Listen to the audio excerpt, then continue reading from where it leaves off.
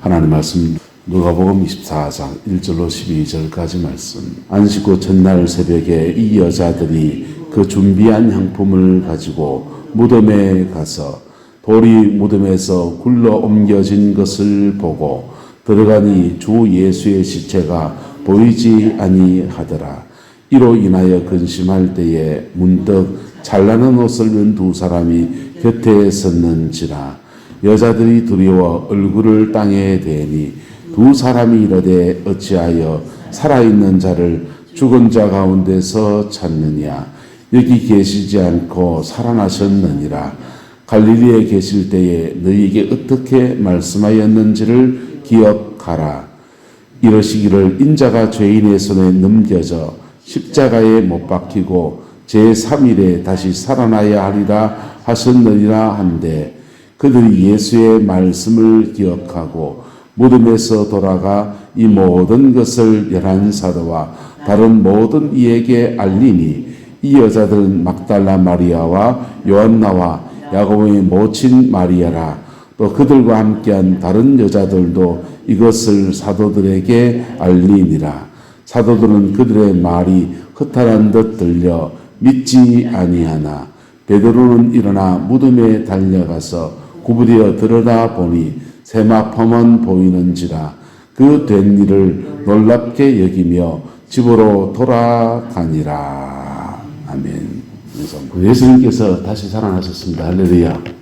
이미 일어난 일이지 않습니까? 2000년 전에 일어난 일이고 한 주간 동안 우리가 이것을 묵상하고 순환의 여정을 따라오고 부활까지 따라오는 것은 왜입니까? 회상할 때에 그 살아계신 주님, 부활하신 주님이 우리 인생과 우리 영혼 속에 당신의 죽음을 우리에게 이루어내십니다. 당신의 부활을 우리의 것으로 만드십니다. 그래서 그 부활의 영광을 우리에게 베풀어 주시게 됩니다. 일단의 교주들이 자기가 죽고 난 뒤에 안 죽는다, 영생불사의 생명을 가졌다라고 주장하고 냈습니다. 그래서 거기에 혹성무민된 사람들이 그 사람 죽어도 안 죽는다 하면서 장례를 치르지 않고 5일, 6일, 열흘까지 버텨내기도 하고 그러다가도 이제 시신이 썩어버리니까 할 수 없이 장례를 치고 난 뒤에 다시 오신다, 뭐 이상한 얘기도 하기도 하고 그 영을 내가 물려받았다 하면서 이단 교파들이 그래 한국교회에 그래 존재합니다. 그런데 예수님도 죽음을 맞았습니다. 우리가 장례식에 가게 되면 장례식에서 어떤 마음을 가집니까? 고인이 어떻게 살았는지 참 어떤 사람들 보면 참 아까운 사람 같다 이런 분이 있고요. 어떤 사람들은 보면은 이 장례식 치르면서 그냥 목회자로서 그냥 기본적인 예수 믿고 천국 갔습니다. 이 얘기 외에 아무것도 할 수 없는 분들을 들어 만나요. 근데 어떤 분들의 장례식에 가면은 참 목사로 할 말이 많습니다. 이분이 살아있는 동안에 교회를 섬겼던 것들, 하나님을 위해서 애썼던 몸부림들, 십자가를 지는 몸부림 여정의 여정들, 가정을 세워갔던 삶의 여정들 속에 그 참 아까운 사람이 같습니다. 우리 교회 아직 이분이 좀 더 필요한데 라고 하면서 그렇게 간정, 고인의 간정을 대신 이렇게 설교 시간에 이렇게 이야기해 주는 경우들을 들어 겪게 됩니다. 여러분의 장식은 어떤 것 같습니까? 여러분은 남들을 어떻게 기억해 줄 것 같습니까? 예수님이 돌아가셨습니다. 예수님이 돌아가셨을 때 로마의 군병들에 의해서 목숨을 빼앗겼으니 반역죄로 목숨을 빼앗겼습니다. 죄패에는 유대인의 왕이라고 쓰여져 있었습니다. 반역자의 시신을 누가 함부로 건드립니까? 우리나라 역사를 보십시오. 김씨, 이씨, 박씨가 많잖아요. 김씨, 이씨, 박씨 다 어느 성입니까? 왕의 이름들이잖아요. 신라의 왕가의 성이 김씨고 그 다음에 박씨고 천년을 조선반도를 지배했으니 김씨와 박씨가 많지요. 근데 이씨가 많은 거지. 이시조선, 이조 시대를 지배했던 이시성들이 많아져서 이시조가 많은 겁니다. 근데 중간에 하나 낀 성이 있습니다. 고려를 지배했던 성씨 왕씨는 어디가 버렸습니까? 왕씨는 숨어 지내야 됐습니다. 점 하나 찍어서 옥시가 되기도 하고 이렇게 저렇게 자신을 변장하기도 하고 해서 숨죽인 채 살아야 했습니다. 그게 옥시들의 이야기입니다. 나라가 한번 바뀌고 반역에 걸린 사람들은 그렇게 처참해지고 비참해지는 것입니다. 그래서 예수님이 유대인의 왕이라는 제목을 가지고 돌아가셨기 때문에 만약 종교적인 계율로 로마의 군병이 아니라 유대인들이 예수님을 죽였다면 다르게 말했어야 됩니다. 성전을 짓는다는 자여 또는 하나님의 아들이라 칭하는 자 이런 식의 종교적인 제목이 붙었을 겁니다. 근데 예수님은 정치적인 제목이 붙었습니다.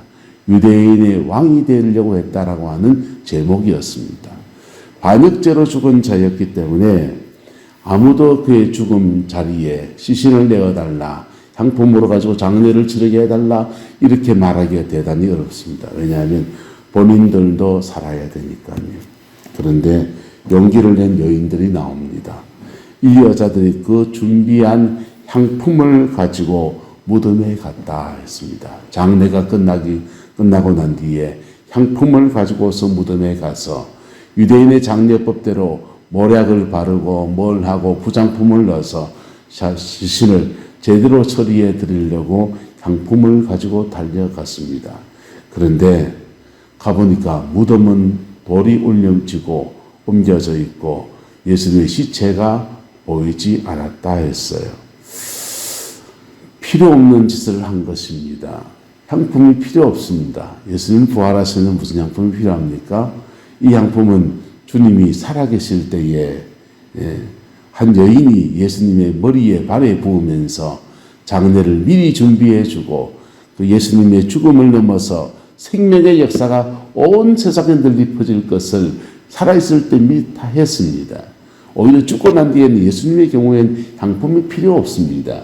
부활의 생명이 예수님을 덮고 있고 그 생명 안에서 오히려 많은 사람을 살리는 생명의 역사를 일으키시는 분이시기 때문입니다. 그런데 여기에 달려간 헌신, 그들의 시야에서는 아까운 사람이 돌아가셨고 생전에 났던 정 때문이라도 위험을 무릅쓰고라도 거기 가서 향품 가지고서 시신의 처리를 해드려야 되겠다라고 하는 소박한 마음입니다. 그 소박한 마음에 하나님이 응답하신 것은 부활의 영광을 처음 정언하는 정언자로 들어 쓰시는 축복이었습니다. 할렐루야. 우리가 주를 섬겨 나갈 때 때로는 우리는 작은 소박한 헌신들을 하나님 앞에 할 때가 있습니다. 우리가 어떤 때는 프로가 아니에요. 그래서 아마추어 같은 모습으로 막 이렇게 저렇게 하다 보니까 좀 어설퍼 보이기도 합니다. 그런데 참 이상합니다. 하나님은 그 어설픈 사람들의 중심들을 보시는 것입니다.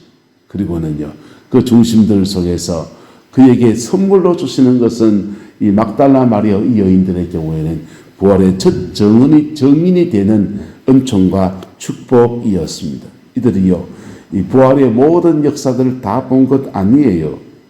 근심할 때 문득 찬란한 옷을 입은 두 사람이 곁에 서 있었다 했습니다.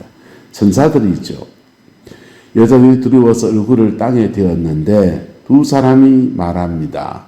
천사들이 말하기를 살아있는 자를 죽은 자 가운데서 찾느냐?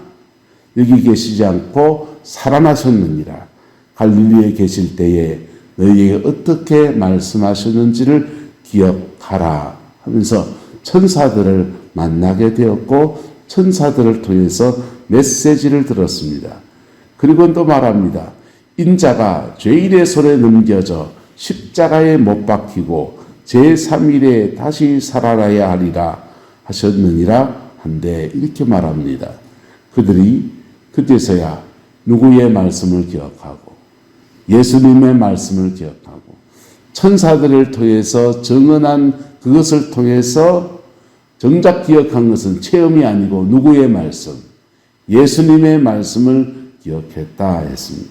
그리고는 무덤에서 돌아가서 필요 없는 향품 다 놔두고 돌아가서 이 모든 것을 11사도와 다른 모든 이에게 지도자급이 되는 가룟 유다를 뺀 11사도와 다른 모든 이에게 알렸습니다. 그렇게 알렸는데 이것도 부활한 주님을 지금 다 만난 것도 아니고 장자국 못자국 다 검증해 본 것도 아니고 그냥 천사들의 메시지를 듣고 무덤이 돌이 굴러진 것을 그냥 사실 그대로 천사들이 그들에게 보여준 그대로 거기에 1도 2도 더하지 않고 그대로 이야기한 겁니다. 부활의 첫 정언은 그렇게 이루어졌습니다.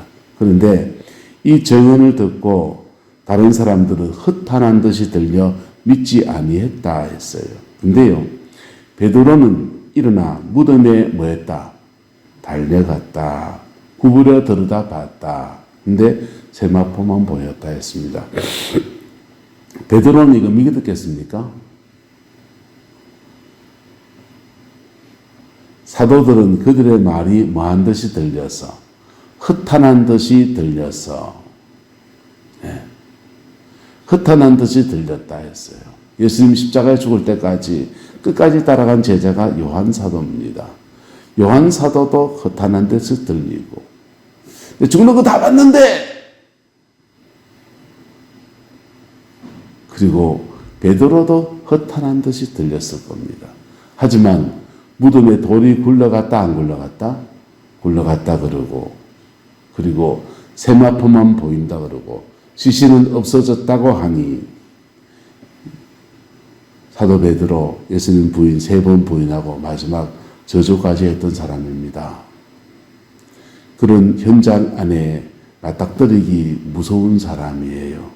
급이 좀 덜컹덜컹 경험한 그것이 몸으로 경험한 두려움 때문에 감히 거기에 가기 어려운 사람입니다. 그런데 베드로는 일어나 무덤에 달려가서 구부려 들여다 보니 세마포만 보이는지라 그 된 일을 놀랍게 여기며 집으로 돌아가니라. 이렇게 기록하고 있습니다. 막달라 마리아와 다른 여인들은 천사들을 보았고 베드로는 세마포만 보았습니다.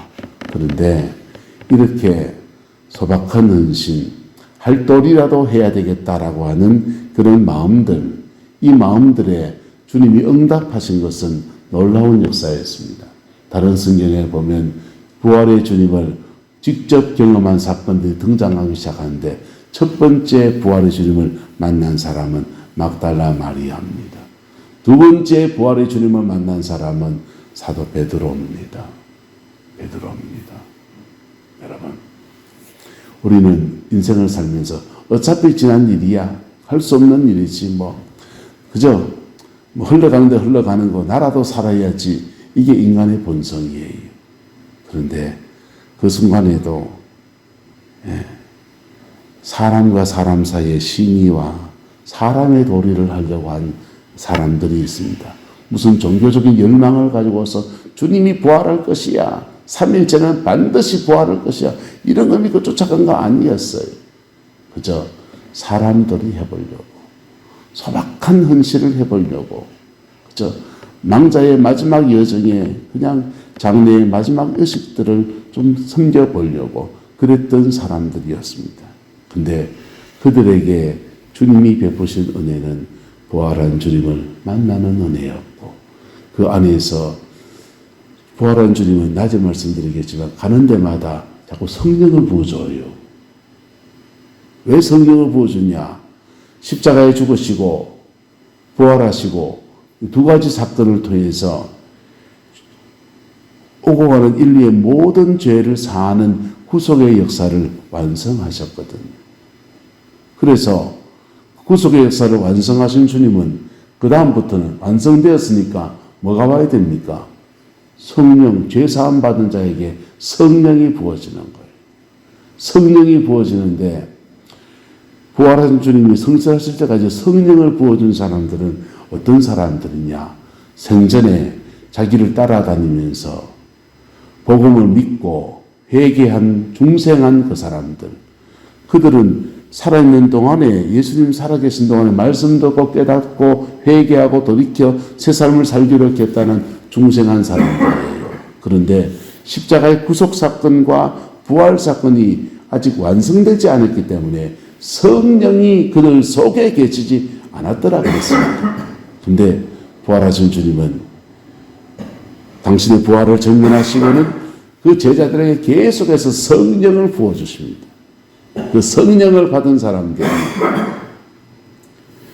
예루살렘을 떠나지 아니고 열심히 기도할 때 따라서 성령 세례, 성령 충만, 예수님이 부활한 주님이 그들에게 베풀어 준 건 성령 세례, 성령이 그들에게 마시는 겁니다.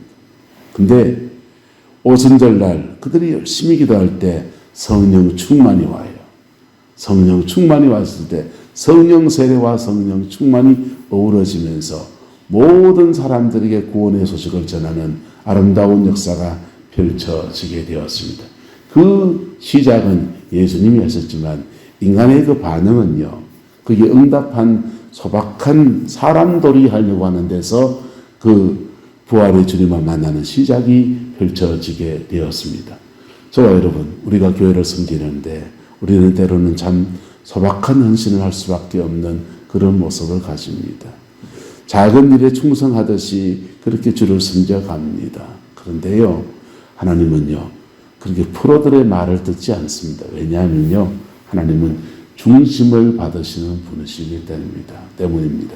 그들의 마음의 중심을 받으시는 분이었으니, 그래서 그들은 부활의 주님의 영광에 참여하는 은총을 입게 된 것입니다. 그 복이 저와 여러분과 함께하게 되기를, 주를 섬겨가는 모든 여정에서 날마다 부활의 주님을 경험하고 그 주님과 함께 승리하는 삶이 되어지기를 예수님의 이름으로 축복합니다. 기도하겠습니다.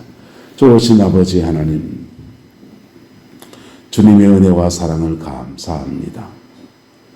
예수님의 부활 안에 사망의 모든 권세가 힘을 잃고 부활의 승리, 부활의 영광, 부활의 생명으로 우리에게 안겨주신 역사들이 있었습니다. 또한 오늘도 이 일들을 이루시는 주님인 것을 찬양합니다. 오늘도 주 앞에 우리의 작은 마음을 기울여서 하나님을 예배하고 하나님을 섬기고 이 모양 저 모양으로 주를 섬겨 나갑니다.